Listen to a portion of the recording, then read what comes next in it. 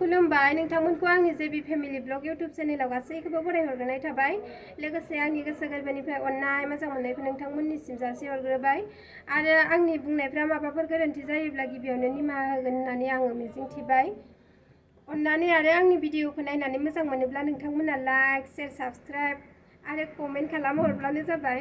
बे भिडिअआ जादों ओरैबायदि जोंनि बर' हारिनि बर' आइजोफोरा मा खालामो गाव गावहा फिसाय थासेयावबो गाव गावहा गथ' थाखासेयावबो गुबुनजों सोमोन्दो लाखिबावो आरोना सोरबा सोरबा आरो हौवाफ्राबो ओरैबायदि दङ मालायनि हिन्जावखौसो मोजां नुयो आरो गाव गावहा गथ' गथाय थाखाबाबो गाव गावहा हिन्जाव थाखाब्लाबो मालायनि हिन्जावखौसो लानानै खारो। बेफोरबायदिनो लानानै खारलायनाय मालायनाया गोबां जागासिनो दङ जोंनि बर' समाजाव आरो बर' हिन्जावफोरा ओरैबायदि दङ सोरबा सोरबा गाव गावनि फिसाया खामानि मावनो थाङोब्ला गुबुनजों लाइन मारि खुमाबाय थायो बिनि उनाव बेजों मोजां मोनलायनानै गावनि गथ' गथायखौनो गारनानै ब्लड खारबालांसिगोन बिनि उनाव मा खालामजासिगोन बियो बुथार खुमा जासिगोन आलाय सिलाय खालामजासिगोन। बेफोरबायदिखौ जोङो गोबां खौरां बिजोंनि गेजेरजोंनो नुखांखाजोब्बाय आरो बयबो नुखाजोब्बाय बेफोरबायदि जाथाय जाफ्लेबाय थानायखौ।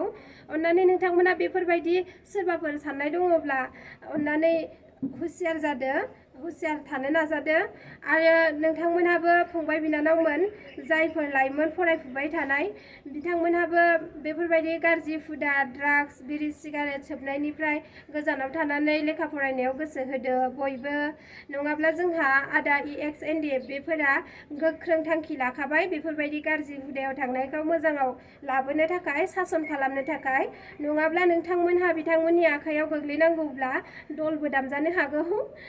बेनिखायनो आङो नोंथांमोनखौ रिकुवेस्ट खालामो जे हुसियार थायो अननानै मोजां जा बयबो जोंनि बर' समाजनि बर' सुबुंफोरा बयबो मोजां जायोब्लासो इयुननि जोलैफोरा मोजां जालांगोन।